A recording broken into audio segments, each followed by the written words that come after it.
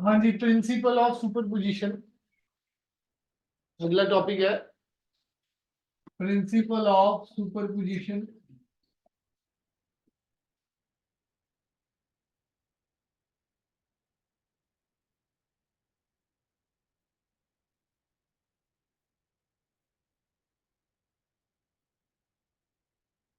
तो देखो जी, कई सारी वेव्स अगर एक ही पॉइंट पे मीट कर रही है, कई सारी वेव्स अगर एक ही पॉइंट पे क्या कर रही है जी, मीट। ये y1 है, ये y2 है और ये y3 है।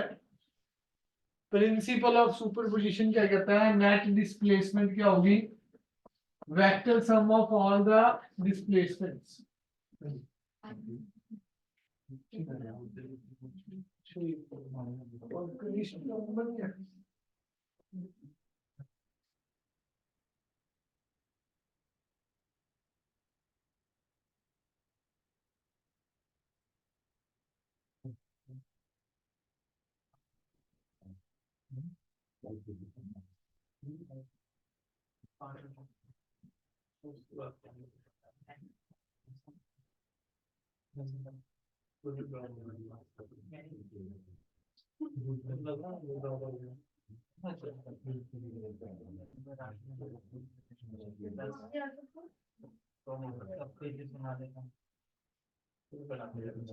हेलो, हाँ जी सर, कनेक्ट आ रहा है नहीं?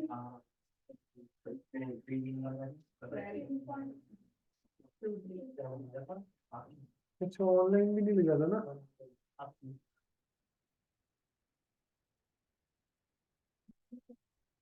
हाँ नहीं तो आप मुझे व्हाट्सएप कर दो, मैं आपको भेज दूंगा।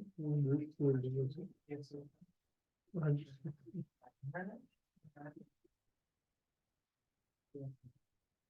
हाँ जी, कई सारी वेव्स अगर एक ही पॉइंट पे मीट करती हैं तो उसमें नेट डिस्प्लेसमेंट क्या होती है, वेक्टर सम हो जाता है of all the waves meeting at that junction या एट दैट पॉइंट।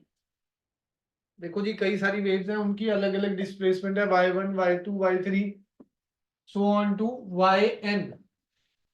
तो अगर कई सारी वेव्स एक ही पॉइंट पे आके मीट कर रही हैं तो नेट डिस्प्लेसमेंट क्या हो जाएगी, वेक्टर सम हो जाएगी। नेट डिस्प्लेसमेंट क्या हो जाएगी जी, vector sum of all the waves meeting at that point. ठीक है जी, लिखो जी, डायग्राम बना लो फटाफट। इसमें अलजेब्रिक सम लिखा हुआ है पर होता वेक्टर सम ही है। जो बुक में डेफिनेशन लिखी है उसमें अलजेब्रिक सम लिखा हुआ है, अलजेब्रिक सम नहीं होता, ज्यादातर वेक्टर सम ही होता है। हो गया।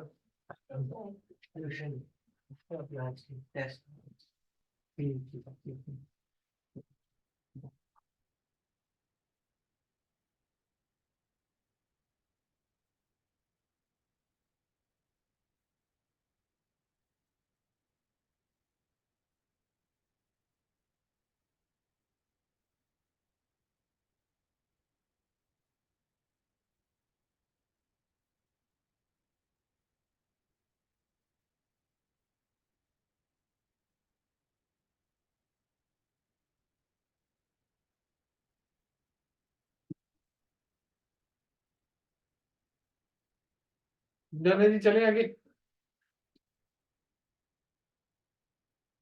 लिखो जी, अलजेब्रिक सम है या वेक्टर सम है, इसमें लिखेंगे क्या, लिखो according to principle of superposition, according to principle of superposition net displacement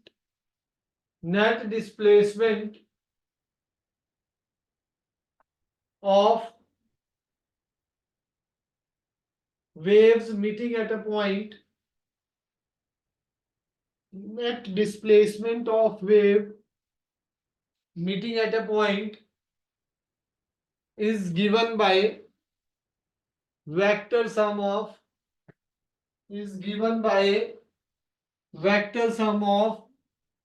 all the waves, vector sum of all the waves meeting at that point.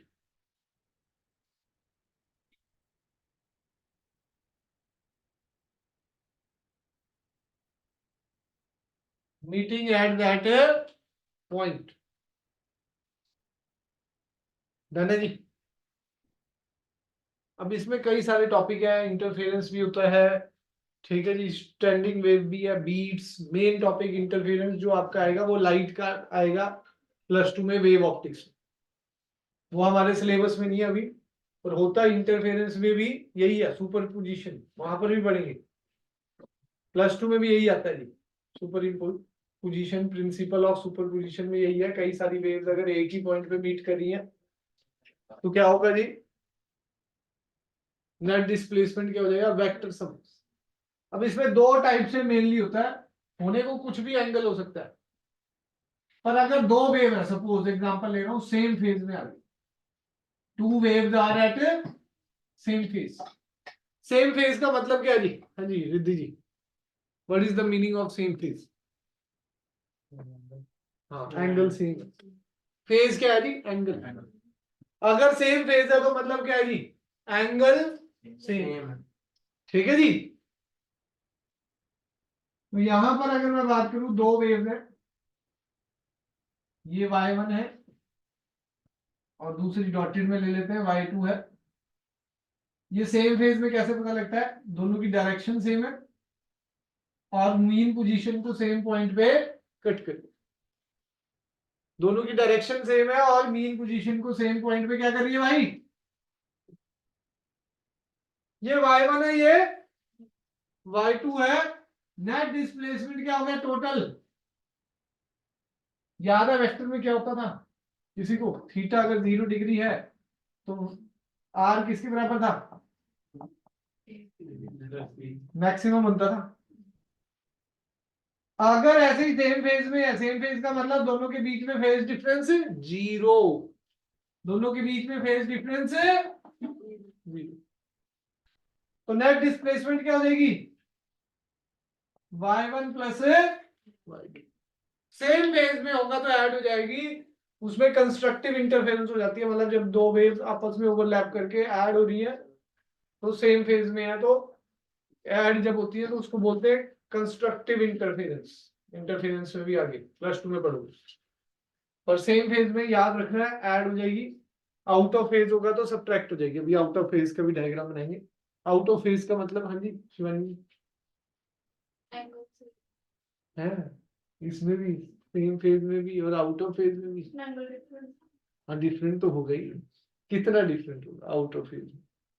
बताया था। हाँ जी ऑनलाइन हर Simran ji, out of phase का क्या मतलब है?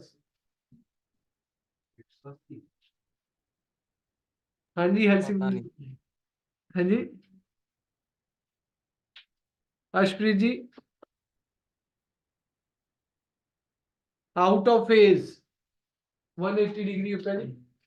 दो क्वांटिटीज के बीच में अगर एंगल 180 डिग्री है, ठीक है जी, मतलब उनका फेज डिफरेंस 180 डिग्री है, तो उसको क्या बोलते हैं जी? Out of phase. उनको क्या बोलते हैं जी? Out of phase. समझ आया? तो सेकंड हमारा डायग्राम बनेगा आउट ऑफ फेज के लिए। आउट ऑफ फेज, वाईफाई ही गड़बड़ हो गया है, सभी बंदे बोले।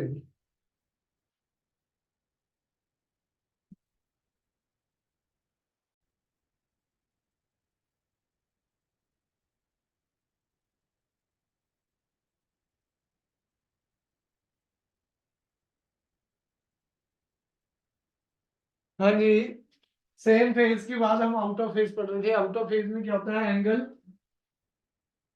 180 डिग्री का हो जाता है जी दोनों के बीच में। y1 अगर ऐसे जा रहा है तो y2 आउट ऑफ फेज हो जाएगा ऐसे। y1 ऐसे है, y2 ऐसे है, तो नेट डिस्प्लेसमेंट क्या हो जाएगी जी? बड़े वाले में से छोटे वाला माइनस हो जाएगा, ये नेट डिस्प्लेसमेंट बाय 180 डिग्री में क्या था जी? वेक्टर में पढ़ा जी, 180 डिग्री में रिजल्टेंट क्या होता था? a minus b. तो अगर फेज डिफरेंस भी delta phi 180 degree out of phase, तो y is equal to y1 minus y2, अगर y1 इज ग्रेटर देन, ठीक है जी। नेक्स्ट टॉपिक है स्टैंडिंग वेव और स्टेशनरी वेव। स्टैंडिंग वेव और स्टेशनरी वेव, हाँ ये नोट कर लो।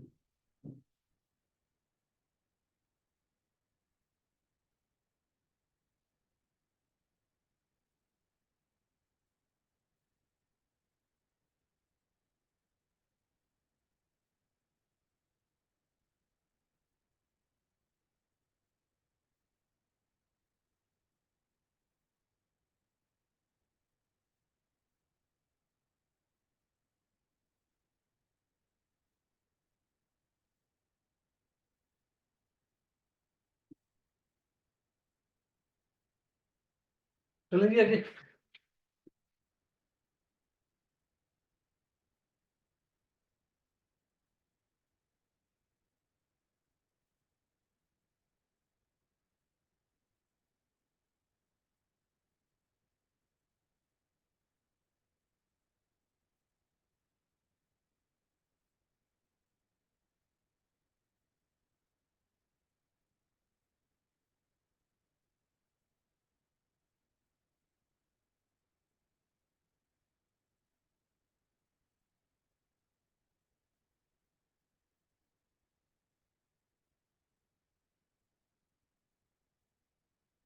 स्टैंडिंग वेव्स और स्टेशनरी वेव भी बोलते हैं इसे।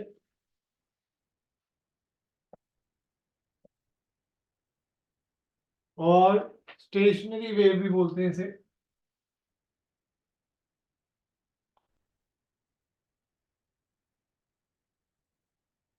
देखो जी, इसको याद करने का क्या तरीका है, लगभग सब कुछ सेम होता है। सेम एम्पलीट्यूड, दो waves, two waves of identical nature. Identical का मतलब ट्रांसवर्स है तो दोनों ट्रांसवर्स ही है, लॉन्गिट्यूडनल है तो दोनों लॉन्गिट्यूडनल ही है। आइडेंटिकल, आइडेंटिकल नेचर, जिनका सब कुछ सेम है लगभग, amplitude, frequency, wavelength, speed, but opposite direction में जा रही है। बट डायरेक्शन क्या है भाई, अपोजिट डायरेक्शन में जा रही है और सुपर इंपोज हो जाती है। क्या हो जाती है जी, सुपर इंपोज। सुपर इंपोज होने के बाद जो नई वेव फॉर्म होती है that is called stationary wave और standing wave. That is called stationary wave और स्टैंडिंग।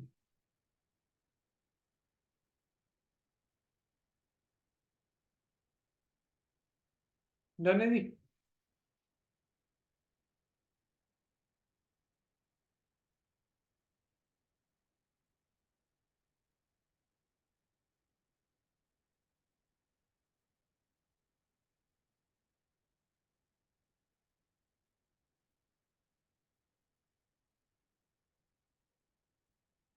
बाकी डेफिनेशन में भी यही लिखा हुआ है, तो मैंने शॉर्ट में आपको समझाया।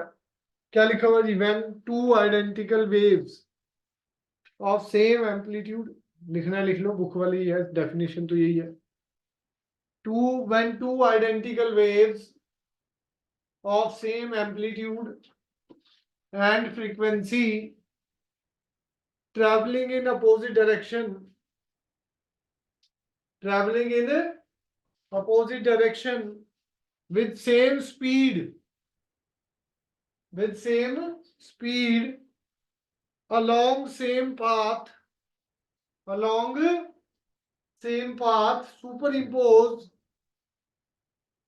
superpose लिखा हुआ है जी उसमें, superpose each other, opposite direction with the same speed along the same path, superpose each other The resultant wave does not travel in either direction.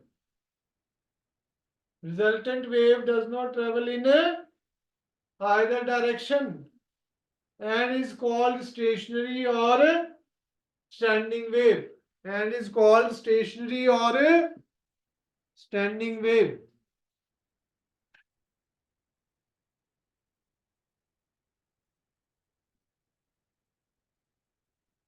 In either direction is called stationary or standing wave.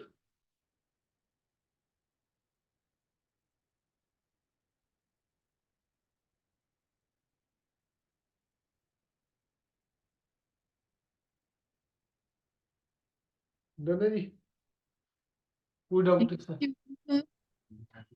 हाँ जी बच्चे, Sir, can you repeat? हाँ जी, when two identical waves of same amplitude, लिख लो, मैं repeat करूंगी.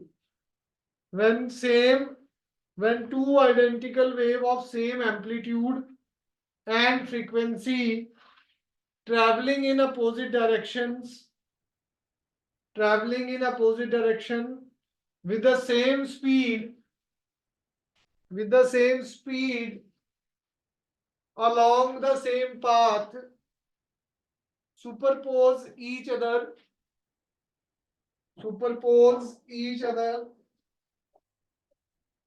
comma, the resultant wave does not travel in either direction. Resultant wave does not travel in either direction and is called stationary or standing wave. And is called stationary and standing wave.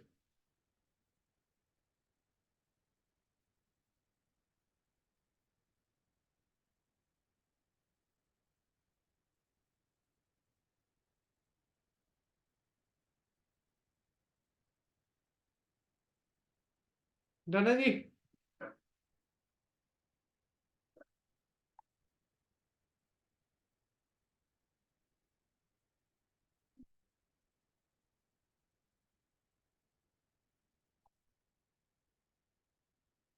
लिखो अगला.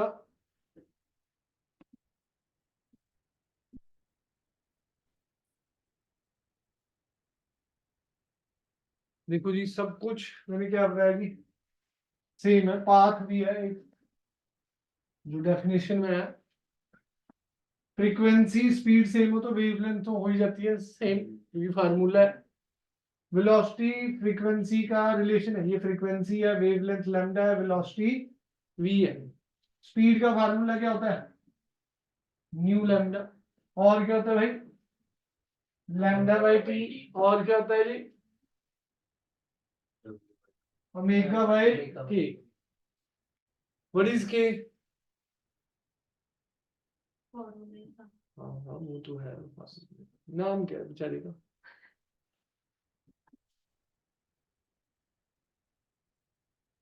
हाँ विशारा भाई, what is के? Spring constant. वो पिछले chapter में था, oscillation में.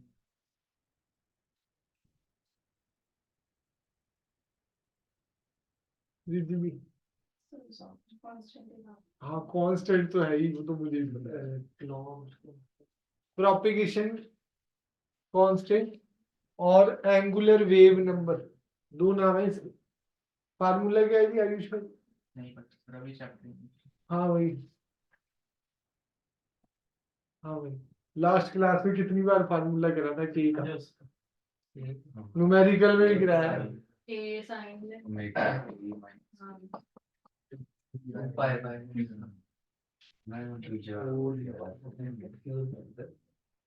तो भाई याद रखा करो थोड़ा. अब बस मैंने अभी सिलेबस खत्म हो जाना है परसों, फिर मैंने हर रोज कुछ ना कुछ आधा घंटा पूछना है. पहले ही बता दूंगा, इस चैप्टर का पूछूंगा.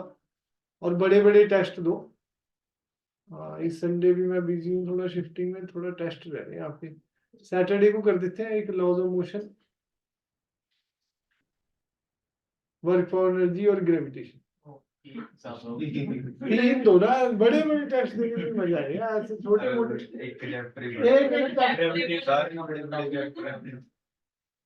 एक एक चैप्टर से कुछ बात बनती नहीं है।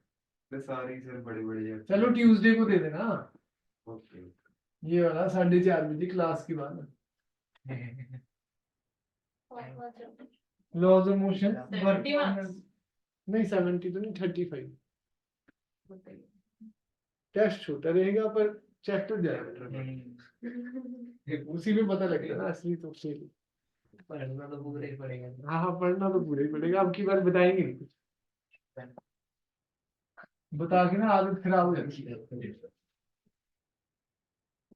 हाँ जी क्लोज्ड एंड है, क्लोज्ड एंड पे नोड्स बनते हैं जी, याद रखना जी। दो नोड्स के बीच में एक anti node, stationary wave example, अगर यहां से एक थ्रेड ऐसे लगा दें जैसे कपड़े सूखते हैं ना घरों में, उस तार को ऐसे बीच से खींच के देखना, ऐसे वेव बन जाएगी। किया है जी? हाँ वो जो वेव बनती है वो कहीं चलती नहीं है, कहीं जाती नहीं है, वो कहीं ऐसे ट्रेवल करती हुई नहीं दिखती आपको, वो बस ऐसे ही रहेगी। उस वेव को क्या बोलते हैं? Standing wave. ऐसा ही डायग्राम बनता है उसका, बिल्कुल बीच से खींचोगे तो एक लूप बनेगा, लेंथ नाप के 1/4 से खींचना, L/4 से, तो 2 लूप भी नजर आएंगे आपको उसमें। ज्यादातर तो हम बीच से खींचते हैं तो वो एक लूप ही नजर आता है। ठीक है जी, तो अगर बिल 1/4 मतलब लेंथ का 1/4 से खींचोगे तो 2 लूप बनेंगे, L/6 से खींचोगे तो 3 लूप भी बन सकते हैं, L/8 से खींचोगे तो 4 लूप भी बन सकते हैं। अब वो नाप के कि हाँ भाई 100 मीटर की है, डिवाइडेड बाय 4 25 सेंटीमीटर पे, ठीक है जी, खींचेंगे तो आपके 2 लूप, L/6 करोगे तो 3 लूप बनेगा। हाँ ठीक है जी, ये फार्मूला है प्लकिंग का कि कहां पर प्लग करना है, तो लूप कितने बनेंगे, L/2 में n नंबर ऑफ लूप है, n क्या है, नंबर ऑफ लूप। अभी कराएंगे स्ट्रिंग का फार्मूला आगे, stationary wave in string, string मतलब वही जो आपने लगा रखी है। ठीक है जी, चले आगे, कोई डाउट? देखो जी, अगर एक लूप है, याद रखना क्लोज्ड एंड पे नोड ही बनता है। What is a node? जो जिसका मैग्नीट्यूड क्या है, शून्य, जो रेस्ट पे है पार्टिकल, जो पार्टिकल क्या है भाई, रेस्ट। और एंटी नोड, इनको नोड्स बोलते हैं जो रेस्ट पे है, N1 N2 N1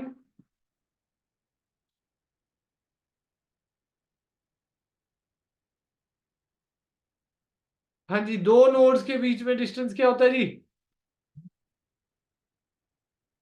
λ/2। दो नोड्स के बीच में डिस्टेंस क्या होता है जी, λ/2।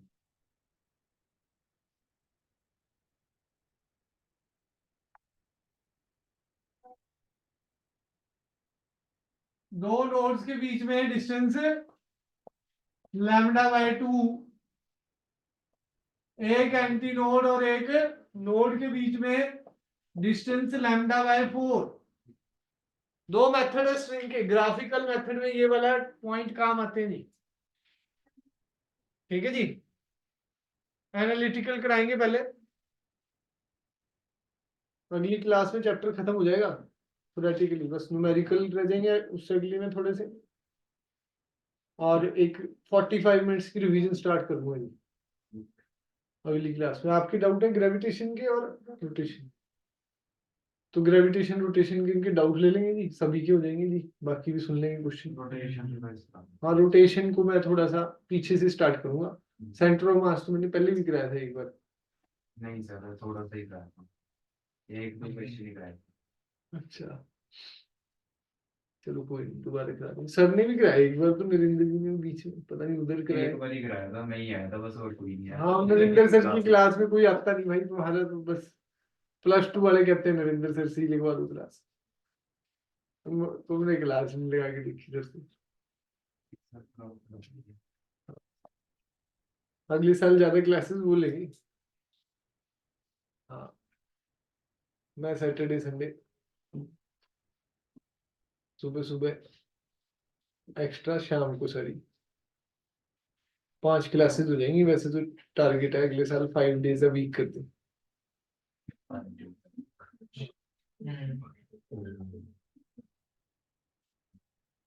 ठीक है जी, ताकि थोड़ा जोर लगे बच्चों का भी। 2 दिन अपने जेई के क्वेश्चन, टीचर भी जेई के क्वेश्चन कराएगा नीट के। 3 दिन अपना स्कूल पॉइंट ऑफ व्यू से। बाकी भी चल रहा है, प्लानिंग में है। हाँ जी, नोड्स, 2 नोड के बीच में λ/2 का डिस्टेंस, एक नोड और एक एंटी नोड के बीच में λ/4 का डिस्टेंस। अगर 2 लूप बने हुए हैं,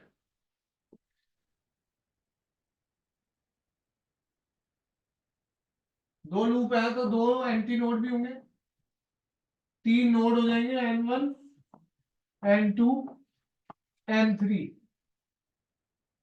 a1 a2। एक एंटी नोड से दूसरे एंटी नोड का डिस्टेंस भी λ/2।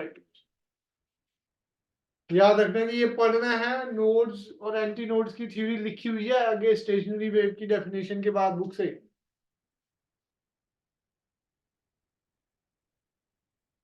वेव एंड साउंड के पीडीएफ भी भेज रहा हूं मैं।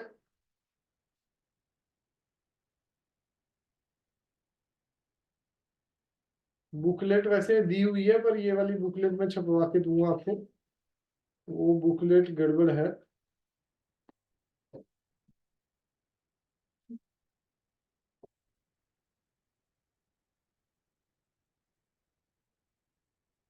इसमें से मैं आपको पेज नंबर पढ़ने के लिए दूंगा वेव्स एंड साउंड में।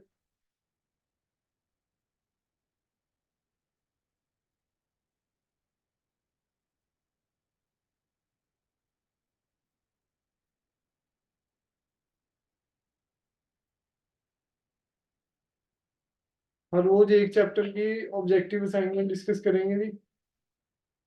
अब आगे काम थोड़ा सा ज्यादा रहेगा, आपको भी करके आना है।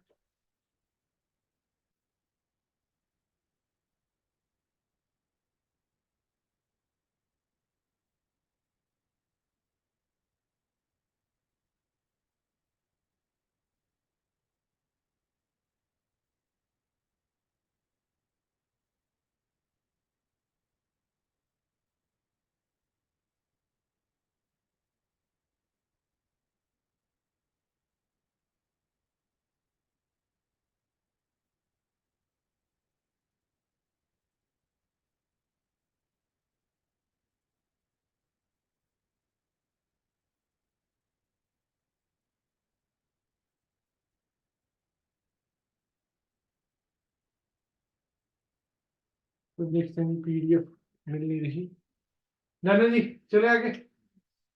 अब आओ जी, analytical treatment of standing wave in a stretch string. एक काम जो घर पे है, 15.26 पे करेक्टरिस्टिक्स रीड करने हैं इसके, कंपैरिजन पढ़ना है 15.7 पेज पे, 15.27 पेज पे प्रोग्रेसिव वेव और स्टेशनरी वेव के बीच में कंपैरिजन पढ़ना है जी।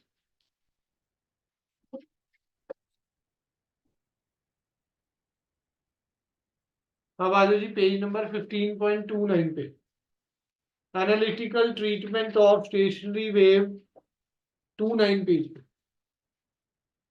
Analytical treatment of stationary wave in a string fixed at both ends. Analytical treatment of a string fixed at both ends.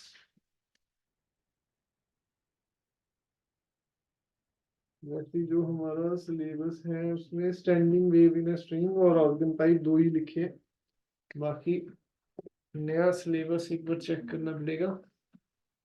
Check कर लेना जी, अगर नहीं कराए स्ट्रिंग वाला स्कूल में तो रहने देना भाई। प्राइवेट स्कूल वाले, गवर्नमेंट वाले डाल सकते हैं भाई, कुछ पता नहीं लगता मुझे। हमारे हाँ। इनका कुछ नहीं पता, सब कुछ ही पढ़ते जाना है बस।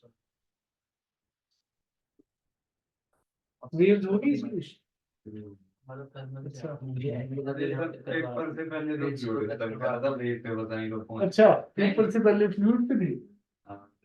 ये हमारा थर्मल चल रहा है स्कूल में। ऑसिलेशन 3 दिन में खत्म, ये इस प्रिंसिपल तक भी पहुंची। अच्छा, ऐसे ही होता है भाई।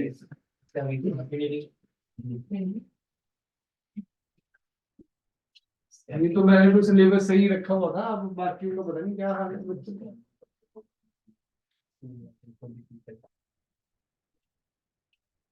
11th का सिलेबस ज्यादा होता है, स्पीड बना के ही रखनी पड़ती है। 12th में तो अगर इस स्पीड से चलेंगे तो अक्टूबर फर्स्ट वीक में खत्म है। ना फिर हो जाएगा। हाँ, लास्ट के 4 चैप्टर तो एक एक दिन के हैं।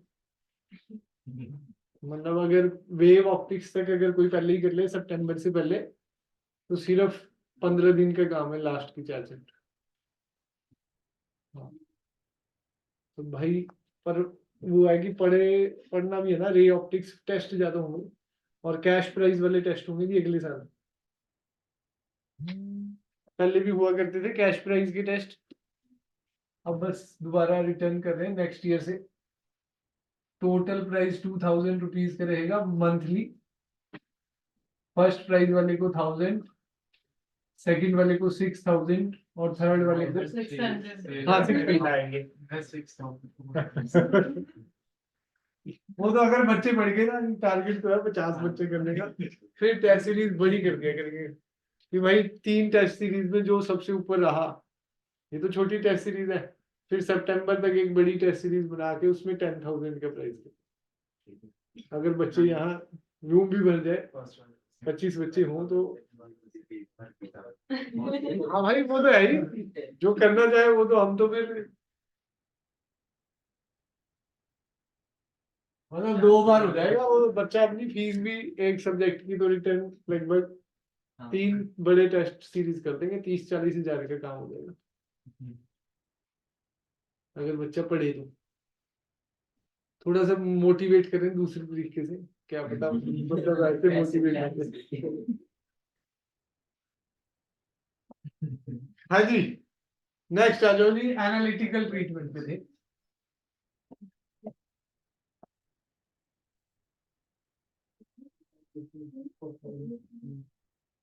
स्ट्रिंग है जी, स्ट्रिंग में क्या होता है, दोनों तरफ क्लोज्ड एंड होते हैं, याद रखना है। ये जो अपना क्लोज्ड एंड है उसमें नोड बनता है। 2 तरीके की बाउंड्री कराई थी पिछले लेक्चर में, एक तो क्लोज्ड और एक ओपन। क्लोज्ड एंड को रिजिड एंड भी बोलते थे, डेंसर मीडियम भी बोलते थे, याद है जी। हाँ रेयर। दूसरा ओपन वाला फ्री एंड भी होता है, ओपन भी, फ्री भी और रेयर भी। ओपन एंड और फ्री एंड पे एंटी नोड बनेगा हमेशा। ओपन ऑर्गन पाइप भी आएगी आगे, टॉपिक आएगा ओपन ऑर्गन पाइप, मतलब दोनों तरफ से ओपन है तो दोनों तरफ क्या बनेंगे भाई, एंटी नोड। दोनों तरफ क्या बनेंगे जी, कुछ ऐसा डायग्राम बनेगा। अगर एक एंड ओपन है एक क्लोज है तो उसमें क्या बनेंगे जी, एक एंटी नोड बनेगा एक नोड। क्लोज्ड एंड पे नोड ही बनना है, बस याद रखना है, और ओपन एंड पे एंटी नोड बनना है। समझ आई जी, चले आगे।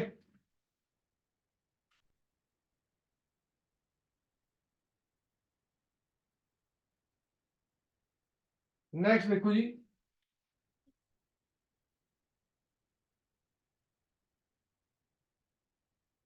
अब नोड पे, यहाँ नोड बनता कैसे है, सुपर इम्पोजिशन कैसे होती है, यहां से बीच से प्लग कर दिया, प्लग मतलब खींच दिया इसको, तो वेव फॉर्म होगी। रिजिड एंड से अगर वेव टकराती है तो क्रस्ट किस में कन्वर्ट हो जाती है जी, ट्रफ में। ट्रफ किस में कन्वर्ट हो जाएगी, crust. Amplitude same, frequency same, ठीक है जी, स्पीड भी सेम, टकराने के बाद डायरेक्शन क्या होगी भाई, रिवर्स। दो वेव जिनका सब कुछ सेम था, टकराने के बाद मतलब जब सुपर इंपोज हुई तो सिर्फ डायरेक्शन अपोजिट है, सुपर इंपोज हुई तो सिर्फ क्या अपोजिट है जी, तो वो हमें क्या देती है जी, स्टैंडिंग वेव। अब याद है जी इक्वेशन कैसे लिखी थी इंसिडेंट की, उस दिन तो मैं लिखवा रहा था, तो पता नहीं किसने याद करी कि नहीं, y1 is equal to a sin omega t minus k। अब इस एनालिटिकल ट्रीटमेंट में इसने सीधा ही लिखा हुआ y2 is equal to minus a sin omega t plus kx। कैसे आता है जी, रिफ्लेक्शन के बाद क्या होता था जी, डायरेक्शन अपोजिट हो जाती है, तो ये प्लस हो जाता है। रिजिड एंड से टकराते हो तो फेज डिफरेंस कितने का आता है जी, रिजिड एंड से टकराते कराया था, फेज डिफरेंस कितने का आता है जी, 0 की पाए, ऑप्शन भी दे दिया, अब तो 50-50 है, 0 की पाए, एक बंदा 0 बोल दो, एक पाए बोल दो, हो ही जाएगा, पाए ठीक है जी, पाए है जी, a sin omega t plus kx, phase difference pi का आ जाता है रिजिड एंड पे, ओपन एंड हो तो फेज डिफरेंस 0 का होता है, ओपन एंड हो तो फेज डिफरेंस है 0 का। Sine 180 plus theta minus sine theta, third quadrant चले गए तो माइनस, देखो जी इसने माइनस लिखा हुआ है, y2 डायरेक्ट लिखा हुआ उसने, हमें पता होना चाहिए कैसे आया ये।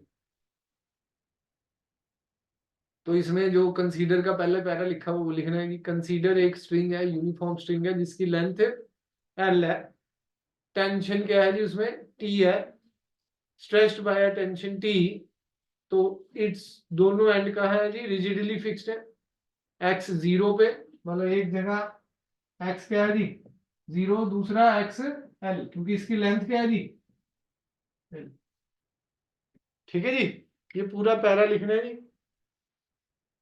स्ट्रिंग में जो वेव प्रोड्यूस हुई वो ट्रांसवर्स वेव थी, ठीक है जी, रिफ्लेक्शन के बाद जो वेव, जो y1 वेव प्रोड्यूस हुई थी आफ्टर रिफ्लेक्शन, y2 है, y2 की वैल्यू ये है, और दोनों वेव आपस में क्या कर गई भाई, सुपरपोज करना, तो स्टैंडिंग वेव के लिए क्या है जी, सुपरपोज का मतलब ऐड हुई, ठीक है जी, तो ये क्या हो जाएगा, a sin omega t minus kx minus a sin omega t plus kx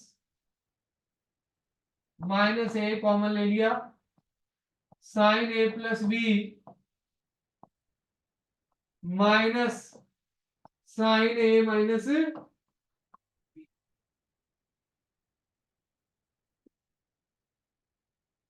sign a plus b minus sine a minus b, formula क्या बनेगा जी, मैथ्स करो,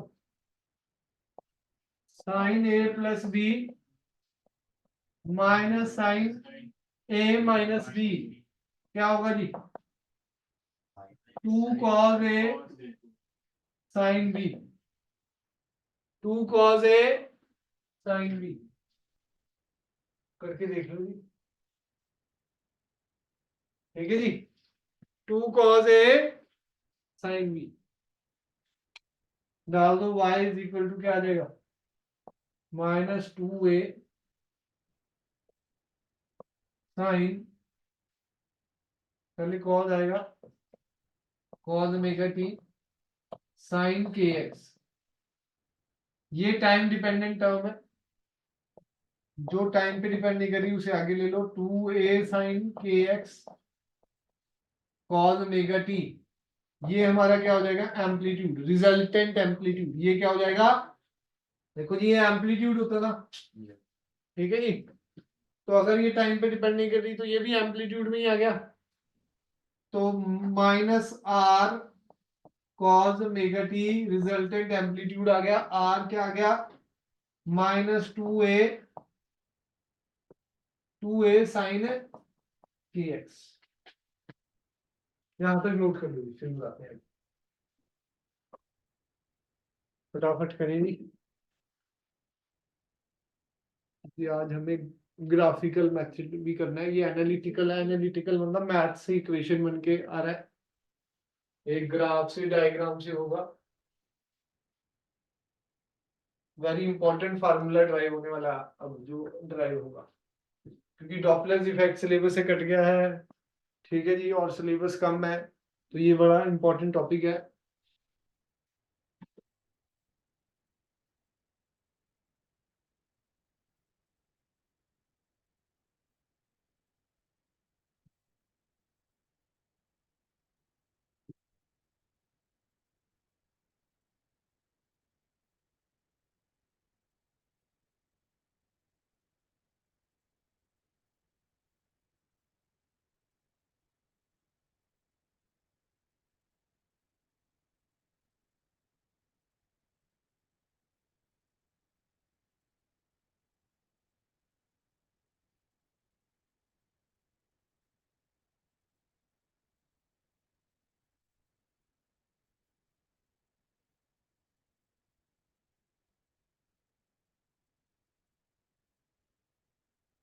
हो गया जी।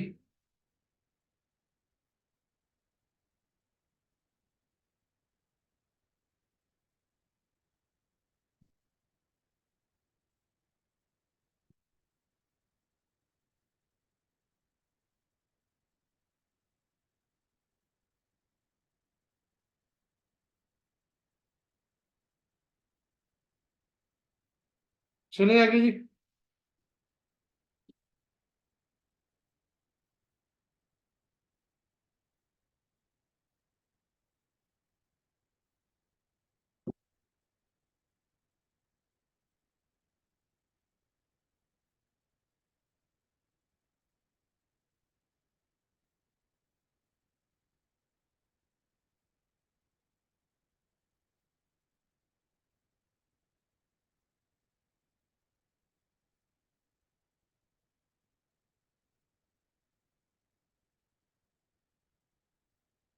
ये लोग कर दें जी।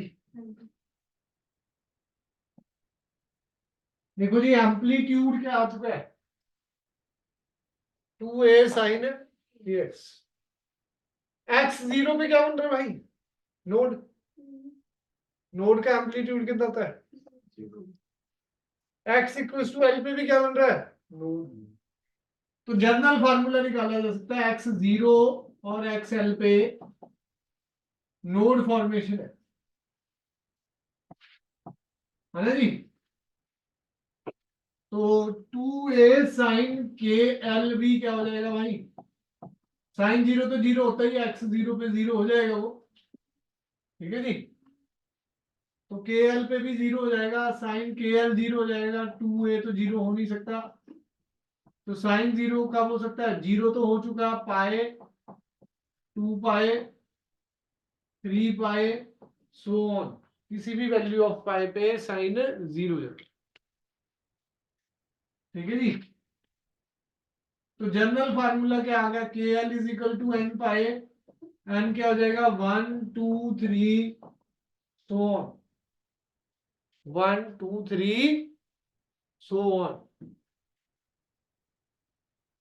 जीरो पे तो जीरो हो ही चुका है पहले, के की वैल्यू 2 पाई बाय लैम्डा, पाए से पाए कैंसल, लैम्डा क्या हो जाएगा 2l/n। जनरल फार्मूला आ गया वेवलेंथ।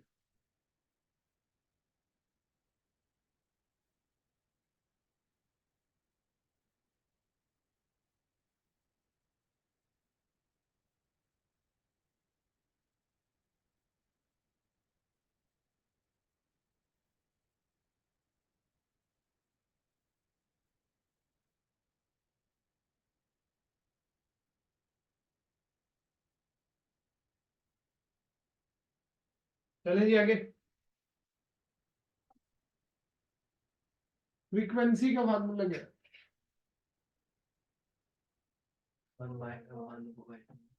1 बाय टाइम पीरियड, और वेलोसिटी की टर्म में, स्पीड की टर्म में, मतलब वेवलेंथ की टर्म में क्या होगा? v by lambda. Speed is equal to nu lambda था, तो न्यू क्या हो जाएगा भाई? v by lambda. लैम्डा क्या है? स्ट्रिंग में वेलोसिटी का फार्मूला याद है जी? बहुत पहले कराया था जाने से पहले, क्वेश्चन भी करा दिए थे। Under root t by small m. Small m क्या होता है? मास per unit length. Small m क्या है? मास पर यूनिट लेंथ। टी हमारा पता ही है जी आपको, ठीक है जी। टेंशन मतलब फोर्स, तो फ्रीक्वेंसी का फार्मूला क्या आ जाएगा? एन ऊपर चला जाएगा, 2l नीचे रह जाएगा, under root T by m. Under root T by m. N अगर 1 है, एन अगर 1 है, तो न्यू क्या हो जाएगा भाई? 1/2l under root T by M. उसे बोलते हैं फंडामेंटल फ्रीक्वेंसी। उसे क्या बोलते हैं जी? Fundamental frequency.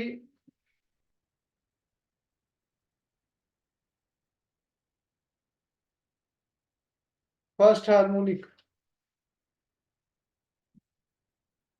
फंडामेंटल फ्रीक्वेंसी और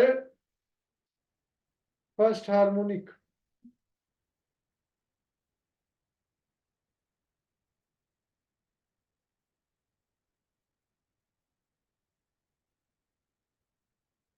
ये जो अभी मैंने पीडीएफ भेजा है, वो वीडियो, हाँ जी, उसमें 19 नंबर पेज पे है जी। जो वीडियो अभी पीडीएफ भेजा मैंने, उसमें 19 नंबर पेज पे ये सारी पीडीएफ भेजा जी मैंने व्हाट्सएप पे। 19 नंबर पेज पे उसमें वो डेफिनेशनें पढ़ के आनी है सारी। अभी नहीं देखना, बाद में देख लेना, पर वो डेफिनेशन है सारी पढ़ के आना है। हाँ जी, साइड में।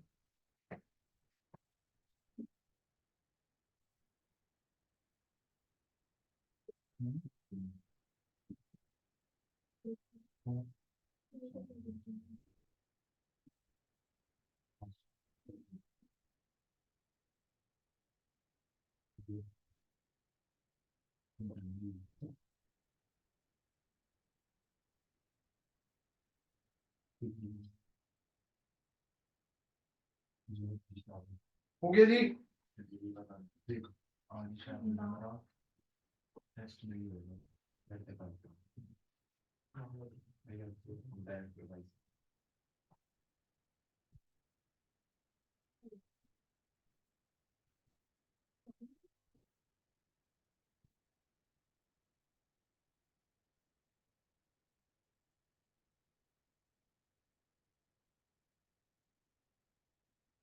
चलो जी, नेक्स्ट लिखो।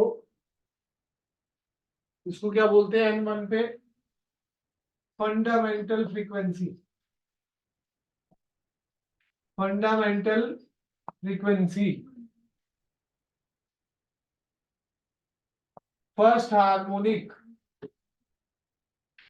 फर्स्ट हार्मोनिक, फंडामेंटल फ्रीक्वेंसी और फर्स्ट हार्मोनिक।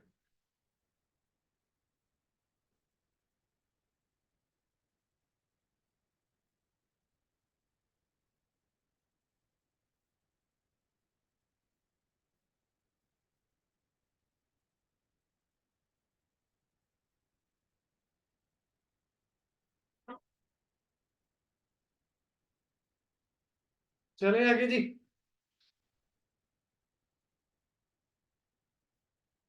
N2 डाल दोगे तो न्यू 1 मान लो इसे, ये न्यू 2 हो जाएगा। एन को 2 डालोगे 2/2L √T/m, 2 से 2 कट गया, न्यू 2 क्या आ जाएगा 1/L √T/m, new 2 is 2 times new 1, nu 2 is 2 times new 1।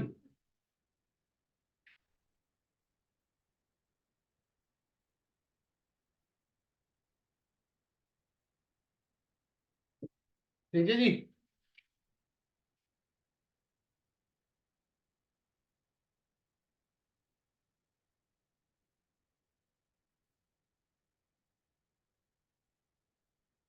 कोई डाउट इसमें?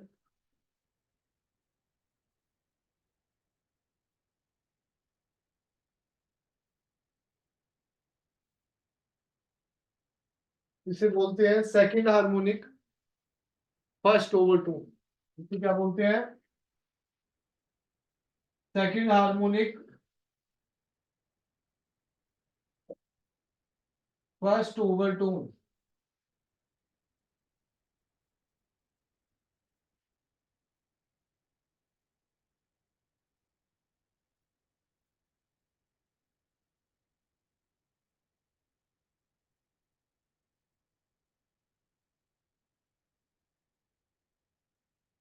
एन अगर 3 ले ले तो न्यू 3 क्या हो जाएगा 3/2L √T/m, 3/2L √T/m,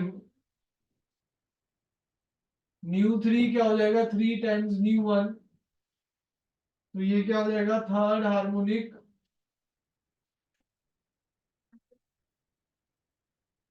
second overtone. Second overtone.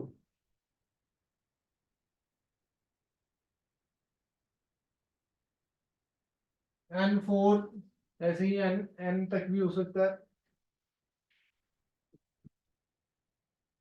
N4 में क्या हो जाएगा 4/2L √T/m, न्यू 4 क्या है जी 4 times new 1, fourth harmonic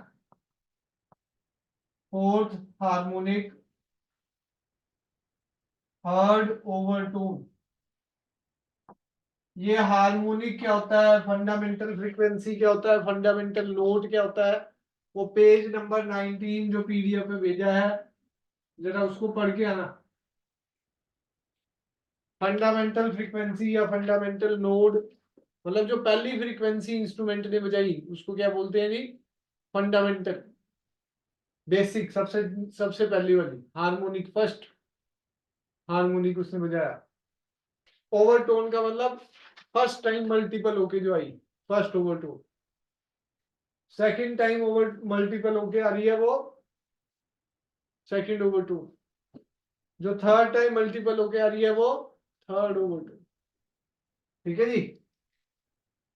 general formula यही है, ये याद रखना है, वेरी इंपॉर्टेंट। अब आ जाओ जी graphical method. Graphical method discuss करते हैं।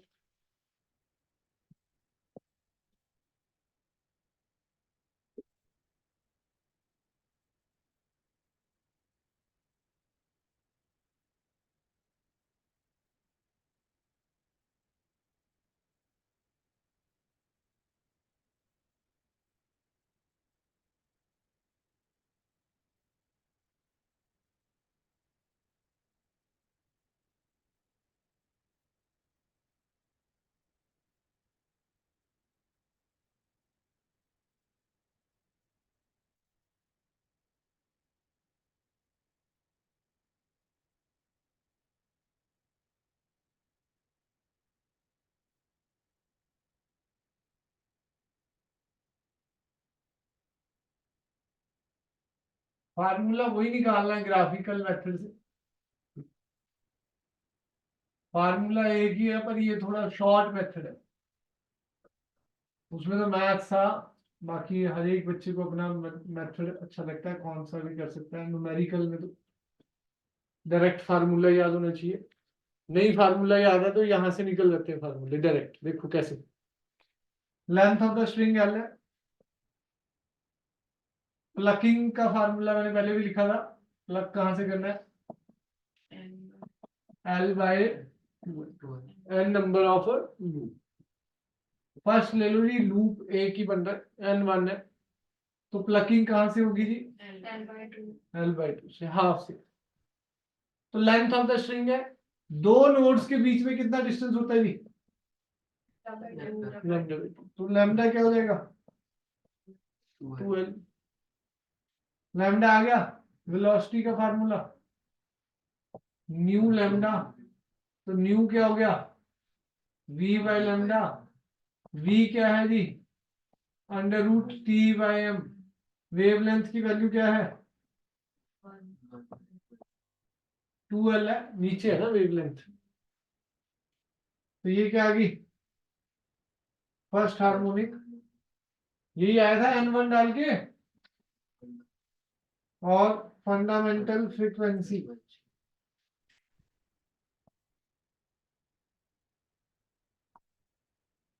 अगर दो लूप है, प्लकिंग कहां से होगी, एल बाय 4 से।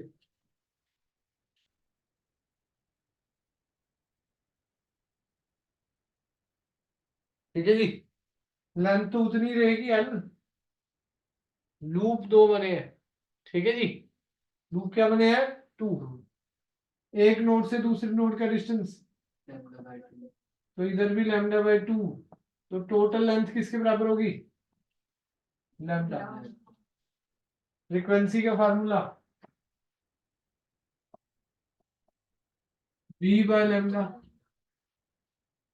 न्यू 2,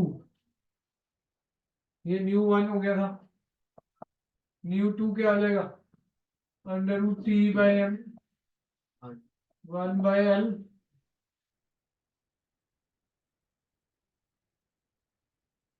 तो nu 2 is 2 times nu 1, nu 2 is 2 times nu 1।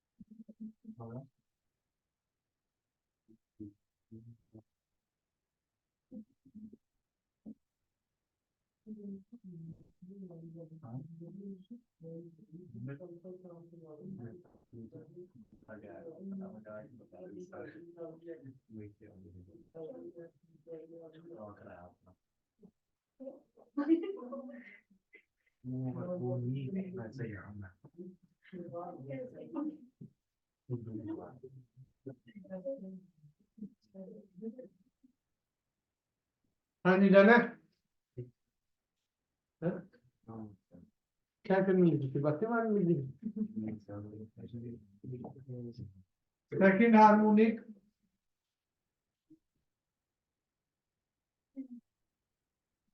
First overtone,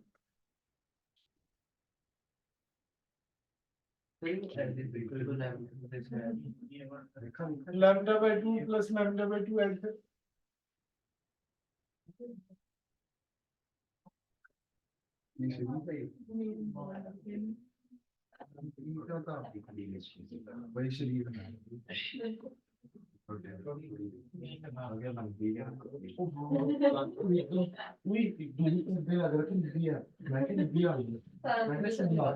हाँ जी, हाँ जी, lambda by 2 plus lambda by 2 क्या होगा यहाँ, आ गया समझ। ये हाँ, एन क्या किसके है? बराबर था, एक नोड से दूसरे नोड का डिस्टेंस लैम्डा बाय डिस्टेंस 2। आ गए। अगर एन 3 होगा तो प्लकिंग कहाँ से होगी, एल बाय 6, 3 लूप आ जाएंगे अब।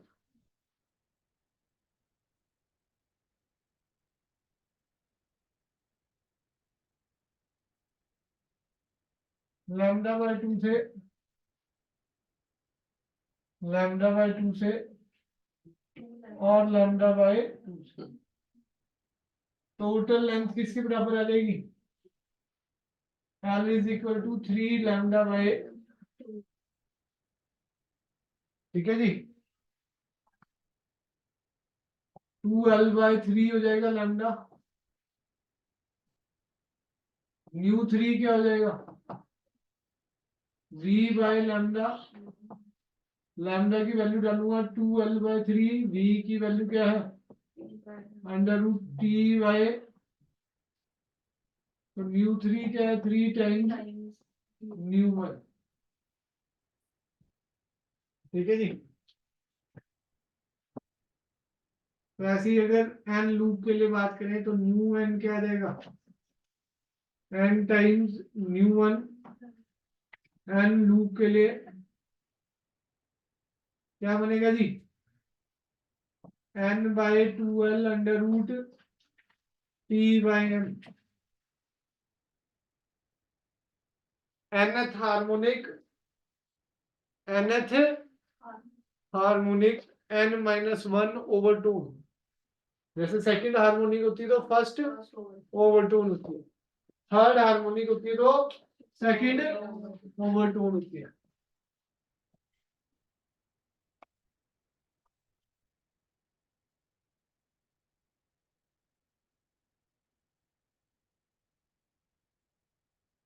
nth harmonic n minus 1 overtone,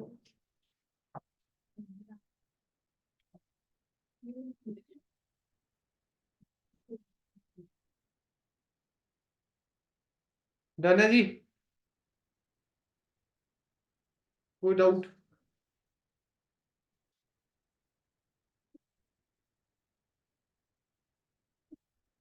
लिखो जी अगला,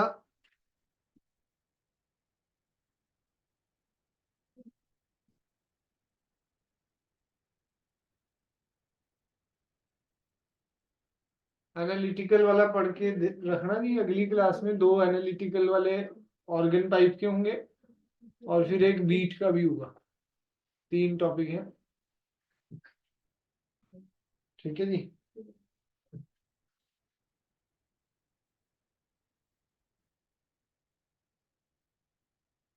लिखो जी, law of transverse vibration of the string, laws of transverse vibration of the string, page number 15.30 पे,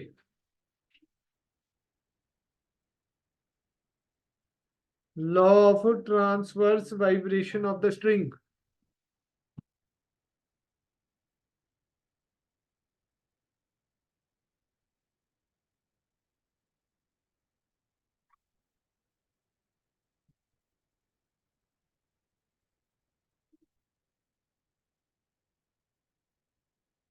law of transverse vibration of the string,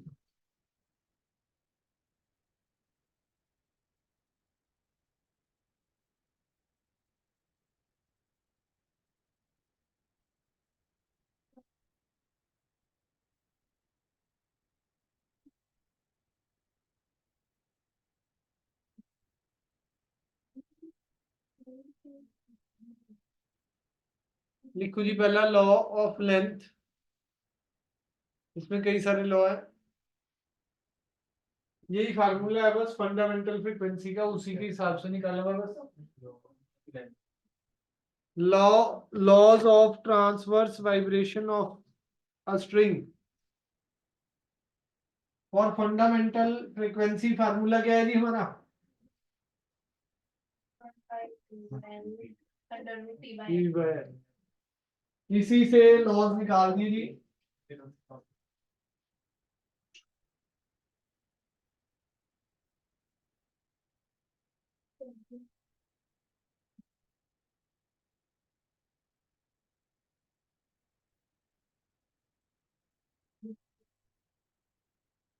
waves की किसी ने वीडियो भी बनाई है ना, वेव्स के सारा याद है भाई।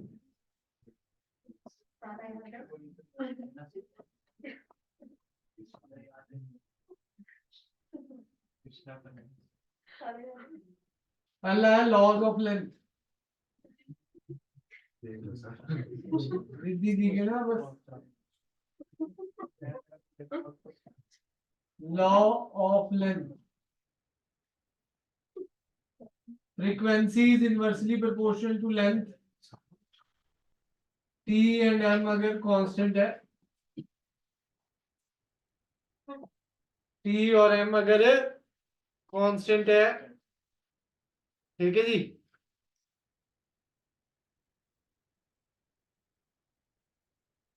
क्वेश्चन आ सकता है न्यूमेरिकल। अगला है लॉ ऑफ टेंशन, छोटे छोटे लॉ है।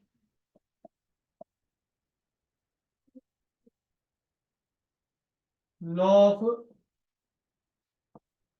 टेंशन, तो mu is directly proportional to under root t, तो nu one by nu two is equal to under root t one by t to.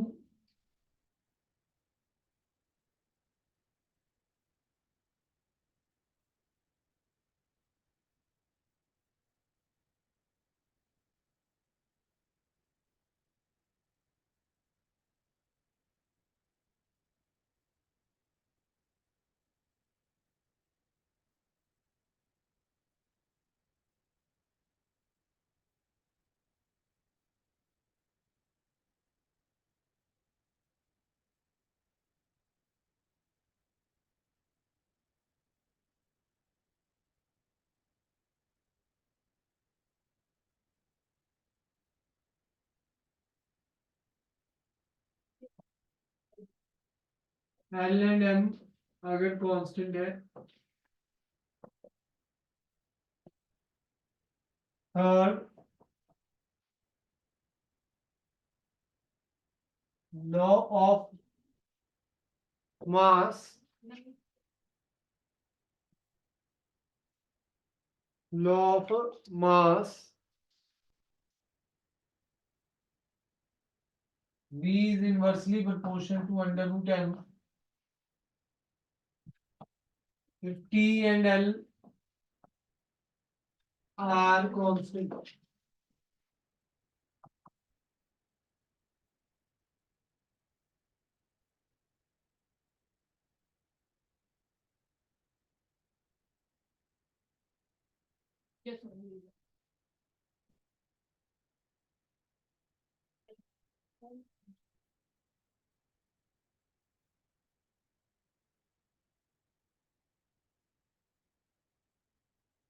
Small m क्या है,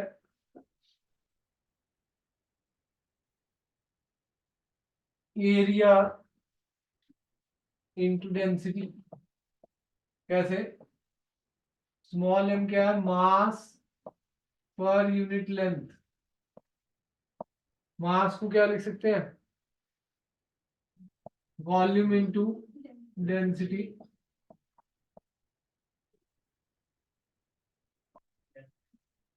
volume area into length, length से length cancel, mass per unit length, area into density.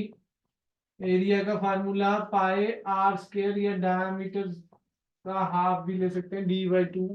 ये 4 से कोई फर्क नहीं पड़ने वाला, याद रखना है, वो आर भी सेम ही होता है, क्योंकि अगर दो वायर है तो दोनों का डायमीटर हाफ होगा ना, तो 4 से 4 कैंसिल हो जाएगा यार। कहीं आप इस 4 को कई बार, अब m की वैल्यू डाल सकते हो जो आप डालना चाहें।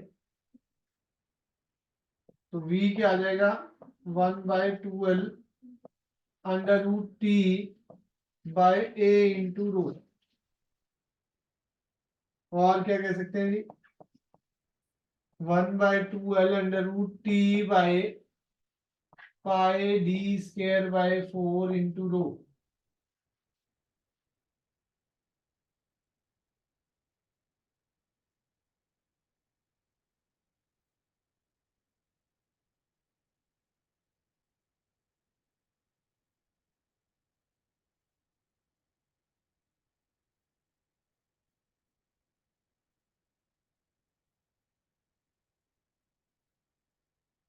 V is inversely proportional to D आ जाएगा।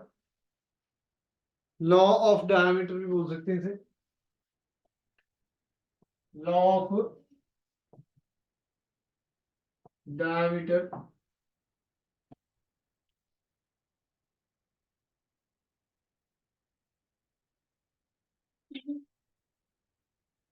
V is inversely proportional to D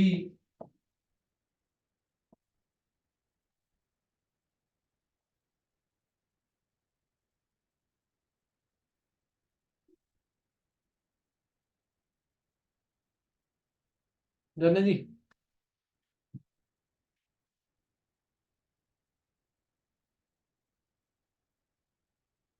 D बाहर चला जाएगा, D स्क्वायर। और इस इक्वेशन को ऐसे भी लिख सकते हो, 2 कट करना है कट भी कर सकते हो, पर कट रहने दो। 2L D बाहर आ गया, 4T बाय पाई रो। तो वहां से इनवर्सली प्रोपोर्शनल टू डायमीटर चला गया, डी स्क्वायर था ना जी, तो डी बाहर चला गया। Law of density, law of density, density की क्या है जी यहां से, इनवर्सली प्रोपोर्शनल। इसमें वही टी एल और रो कांस्टेंट था, इसमें T D and L constant था। ठीक है जी।